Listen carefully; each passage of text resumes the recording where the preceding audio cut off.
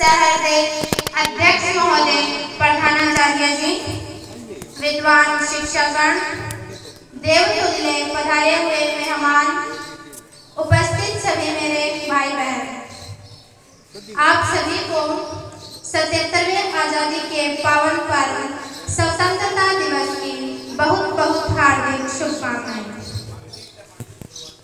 मैं आज इस शुभ अवसर पर एक ऐसे विषय पर कहानीनुमा कविता सुनाने जा रही हूँ जिसकी बदौलत हम सभी इस दुनिया में आए हैं और इस दुनिया में अपनी भूमिका निभा रहे हैं। साथियों, उस पात्र का हमारे जीवन में होने या ना होने का बहुत ही प्रभाव पड़ता है। अगर दुनिया में सबसे छोटा नाम ढूंढा जाए और महत्व के हिसाब से सबसे बड़ा नाम ढूंढा जाए तो उस पात्र का नाम युगों युगों से लिया जा रहा है और लिया जाता रहेगा। साथियों, उस पात्र का नाम है माँ। माँ के होने का महत्व क्या है, ये उस बालक से पूछिए जिसकी माँ असमय ही प्रकृति की गोद में समा गई है। मिला ना प्यार जिसे माँ का उम्र भर उसको हर एक चेहरे में बस माँ दिखाई देती है। रब के हम पर कर्म नहीं होते, माँ ना होती तो हम नहीं होते।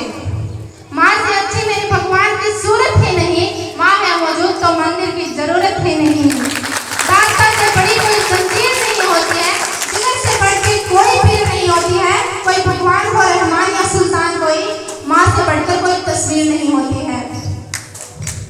उर्दू ज़बान के एक प्रसिद्ध शायर मुनव्वर राणा की एक खूबसूरत पंक्ति याद आती है कि किसी को घर मिला हिस्से में, किसी को घर मिला हिस्से में, या कोई दुकान आई, मैं घर में सबसे छोटा था, मेरे हिस्से में माँ आई। जरा सोचें, माँ हमारे जन्म के समय क्या क्या कष्ट उठाती है, अपनी जान तक दांव पर लगाती है और हमें कैसे कैसे पाल पोस कर बड़ा करती है और हम बड़े होकर माँ बाप के साथ कैसा व्यवहार करते हैं, उनकी सेवा करने से बचते हैं, कई बार तो उन्हें वृद्धाश्रम तक छोड़ आते हैं। मेरा निवेदन है कि यदि आपके माता पिता जीवित हैं तो उनकी भरपूर सेवा करें, उनके आशीष लेकर घर से बाहर निकलें और अगर देह रूप में विद्यमान नहीं है तो वर्ष में एक बार उनकी स्मृतियों को समर्पित करें, उन्हें याद करके अपनी श्रद्धांजलि दें। आपका घर हमेशा सुख समृद्धियों से भरा रहेगा और आपके बच्चों में संस्कार आएंगे। मैं आज आपको सुनील जोगी की कविता सुनाना चाहती हूँ। कविता के हर शब्द, हर पंक्ति को ध्यान से सुने, समझें और एक माँ के प्रति अपने विचारों में शुद्धता लाने का प्रयास करें। जब आंख खुली तो अम्मा की गोदी का एक सहारा था, उसका नन्हा सा आंचल उसको भूमंडल से प्यारा था। उसके चेहरे की झलक एक चेहरा फूलों सा खिलता था, उसके आंचल की एक बूंद से मुझको जीवन मिलता। हाथों से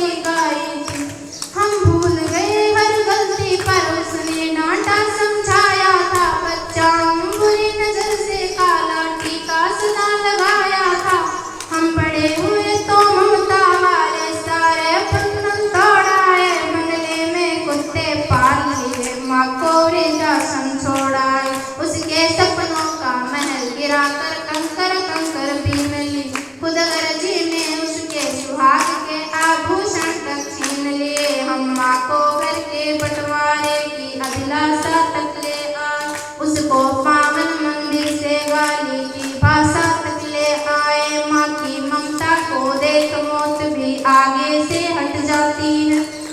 अगर माँ अपमानित होती धरती की छाती फट जाती है।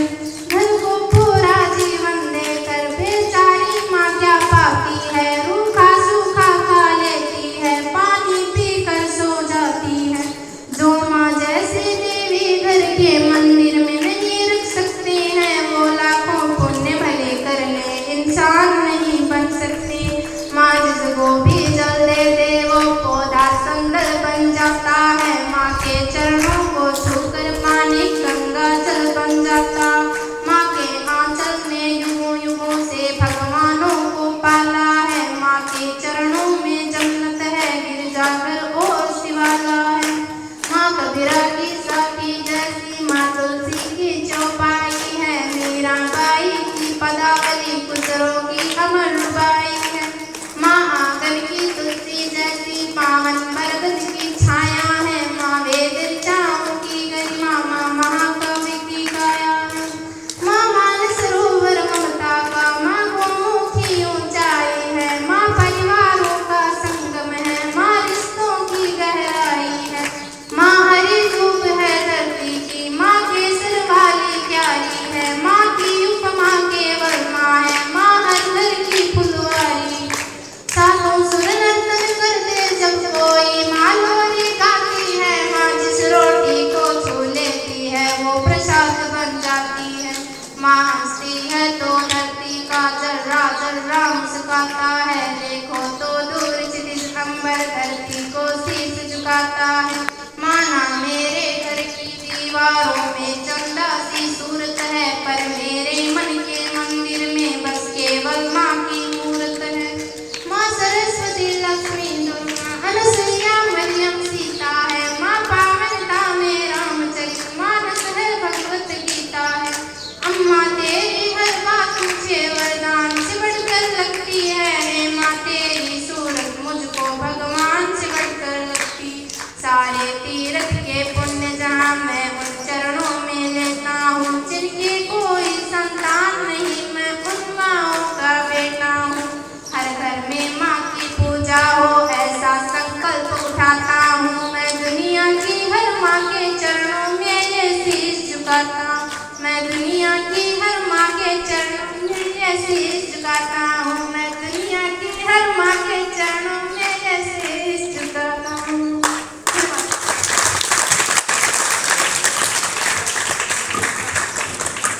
धन्यवाद मोनिका।